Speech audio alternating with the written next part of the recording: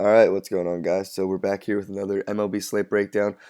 Yesterday's lineup was uh, hit the green. It cashed again. I didn't do the afternoon one. I only did the earlier ones. So yeah, that lineup cashed, and we're on to today. Real quickly before I get into today's slate breakdown, there's this new arcade mode thing in MLB DraftKings. Basically, you pick one pitcher and you select five hitters, and it's like higher scoring. It's supposed to be a little more fun, I guess. So let me know if you guys want me to look or like do that or look into that. Just comment down below or just tweet at me. Just let me know if you guys would be interested in something like that. Um, I would definitely look into it too. All right, so today's slate, real quickly, it is a bad slate. It is awful. I would not really recommend spending a lot of money on tonight. It is just not that great of a slate. The pitching is awful. The hitting is pretty awful. But anyways, let's get right into it. So Brandon McCarthy's at the top here, and at 9,100, you will not be paying for upside here. You're going to be paying for the high floor that McCarthy provides. McCarthy's going to get you that 15, 17, 20 points. Nothing. He's not going to get you a lot more than that. He's not going to. He's not a guy who's going to get you just double-digit strikeouts and go 8, 9 innings. He's going to go 6, 7 innings, get you about 4 strikeouts, maybe give like 5 hits, 2 walks, or something like that. Where Brandon McCarthy is going to be serviceable.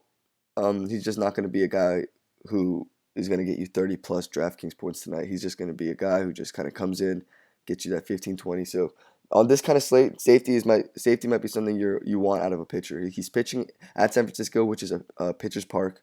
I expect him to win this game too because the Dodgers are hitting against Matt Cain.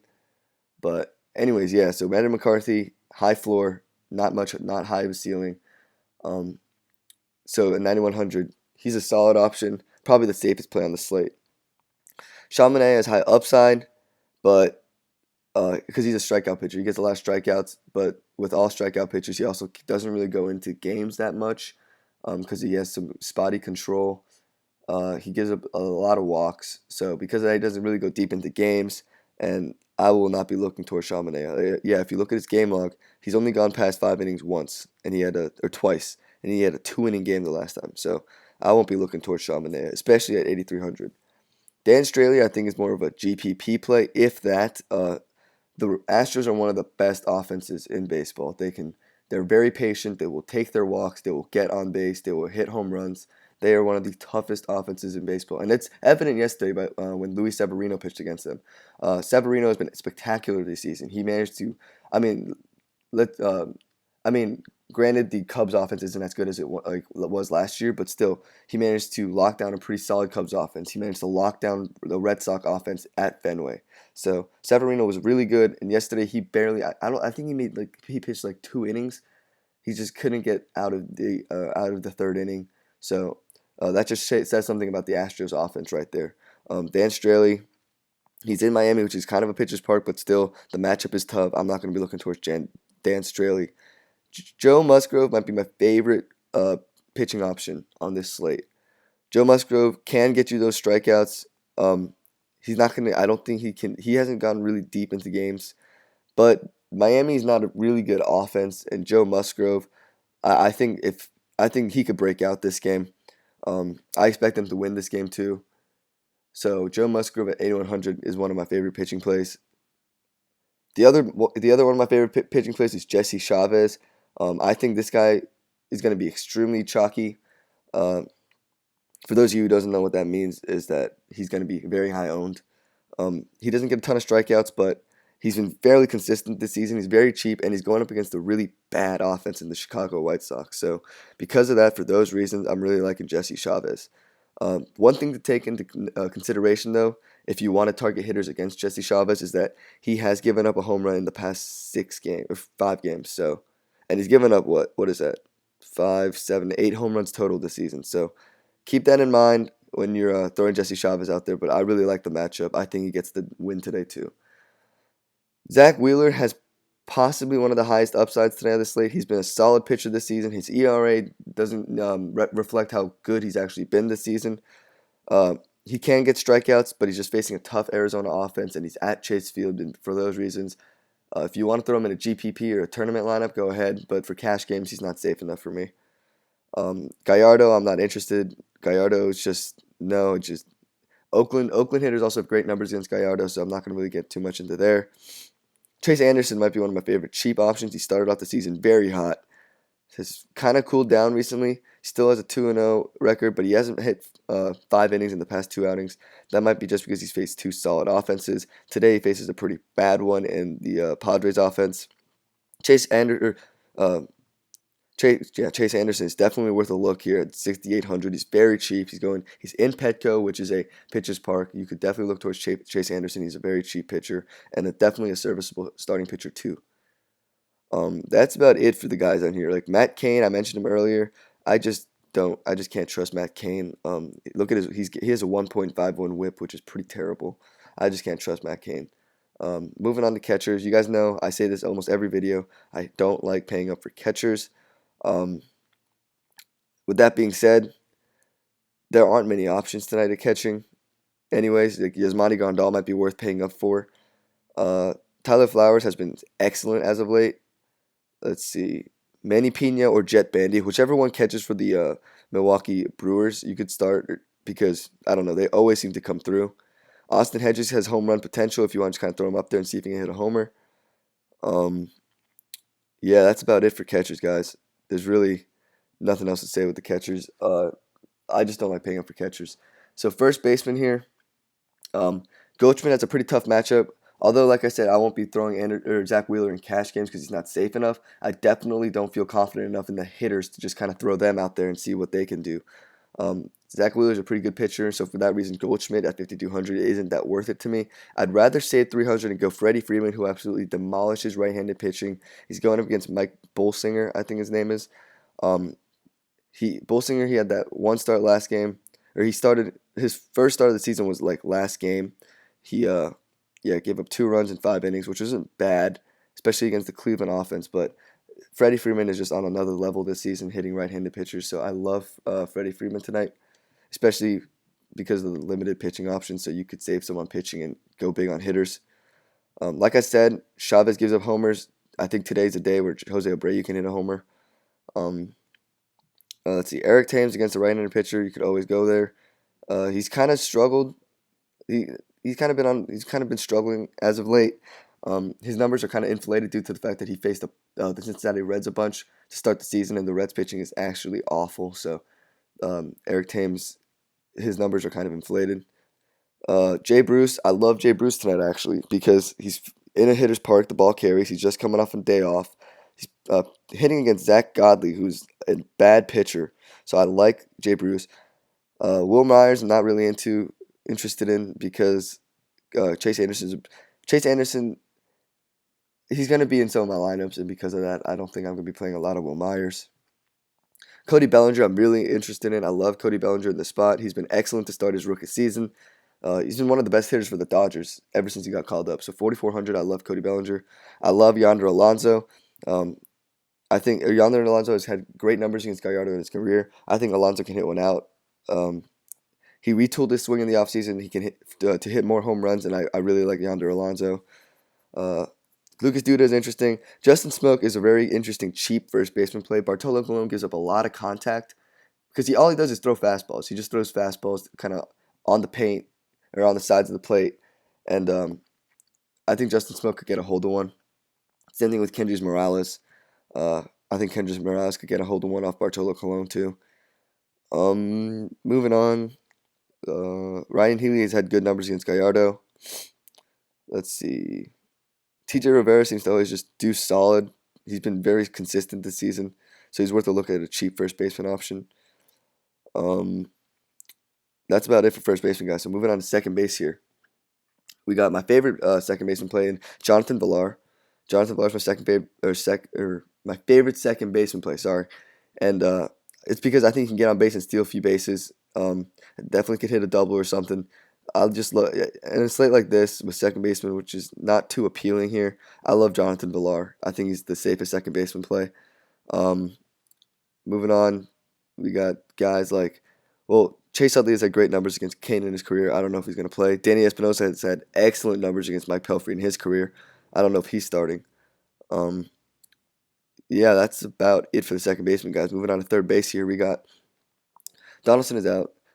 Jake Lamb against Zach Wheeler. Like I said, I don't feel comfortable enough throwing hitters against Zach Wheeler. Jose Reyes is worth a look against Zach Godley just because how bad Zach Godley is. Justin Turner is worth a look as he hits right-handers better than he does left-handers this season. So he's worth a look. Just expect that Dodgers San Francisco game to be a lot more doubles and singles instead of home runs. Let's see. Todd Frazier's interesting. Like I said, I think Todd Frazier could hit a home run because Jesse Chavez has given up a home run in his last 5 games. Ryan Schimpf is interesting. He could hit a home run. Let's see. Trevor Plouffe has had great numbers against Giovanni Gallardo in his career, so keep him in mind if you want a cheap third baseman option. Matt Davison was really hot to start the season and has cooled off considerably since. Let's see. If Derek Dietrich bats leadoff again, he's worth a look. Otherwise, not really. Not that interesting. Darwin Barney. If Yalmar Sanchez bats second again, he's worth a look. I had him yesterday, and he was batting second. And he performed. So, moving on to shortstop here, we got Carlos Correa at the top. Not that interested because although I'm not paying Dan Straley because he's facing one of the toughest offenses in baseball, Carlos Correa is a little too expensive in my opinion, which you could pay up for, and he's been very hot lately.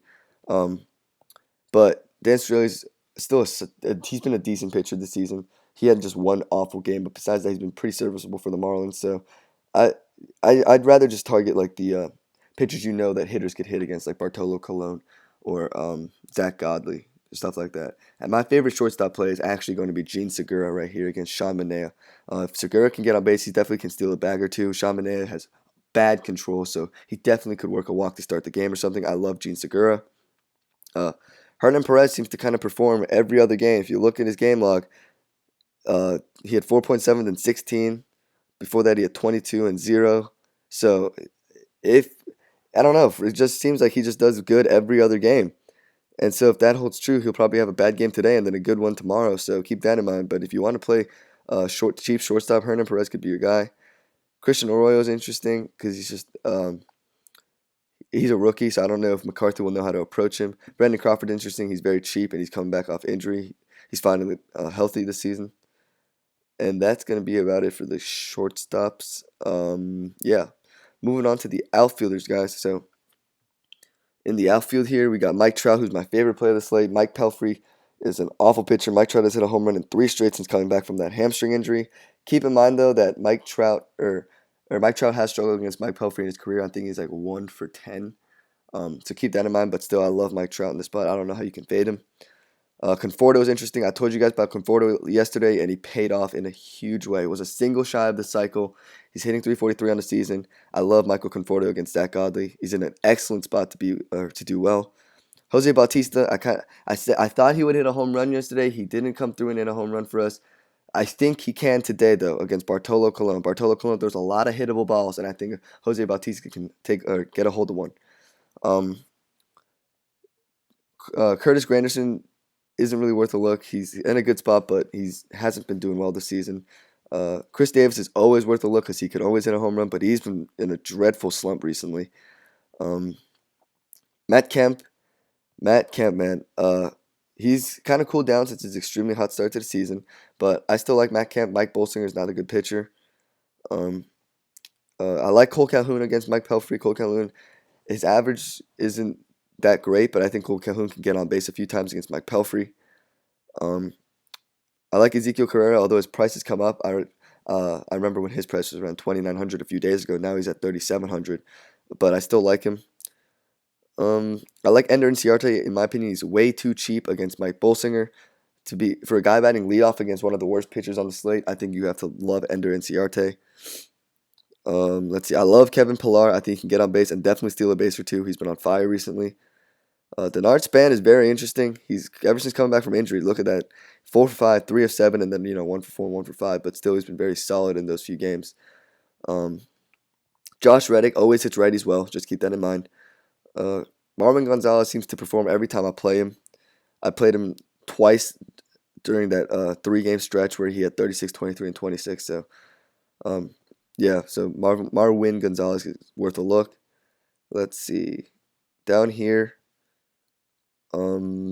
Matt Caesar, he's an interesting guy. He's very cheap, so if you want if you need a cheap outfielder, that's definitely the guy I like out of all these other guys down here. Oh, Guillermo Heredia has a great numbers against Manea. Not he hasn't amazing numbers, but it's because it's a limited a limited sample size. Um, so for that reason, I love Guillermo Heredia. He's what 4 of 6 for 2 RBIs, and he's very cheap. So I love Heredia tonight. Um, if Leary Garcia's hits leadoff again, he's worth a look. That's gonna be about it, guys. So we're gonna get right into the part of the video. I still haven't come up with a name for it, so if you guys want to give me some suggestions, it'd be much appreciated. Just leave them in the comment section or hit me up on Twitter.